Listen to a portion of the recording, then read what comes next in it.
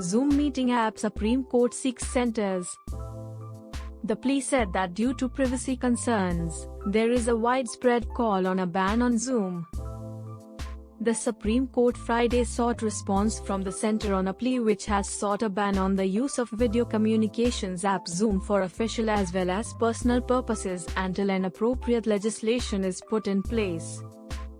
The matter came up for hearing through video conferencing before the bench, also comprising Justices S. Bopanna and Rishikesh Roy, which asked the center to file its reply within 4 weeks on the plea, which has arrayed US-based Zoom Video Communications as one of the respondents in the case. The plea, filed by Delhi resident Harsh Chugh, has also sought a direction to the center to carry out an exhaustive technical study into the security and privacy risks of using Zoom application. The plea, filed through advocate Wazih Shafiq, has alleged that continued usage of this app might put the national security at stake and might also give a boom to number of cyber threats and cyber crimes in India.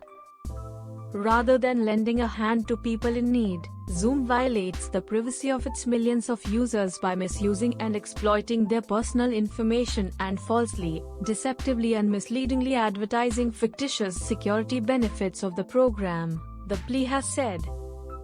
The plea said that due to privacy and security concerns, several organizations across the world have banned the use of Zoom app, claiming that cyberspace risk is increasing every day due to global connectivity and online services, which makes it easier to hack and access sensitive data of users. The plea said it is not that difficult to hack if a secure network is not used.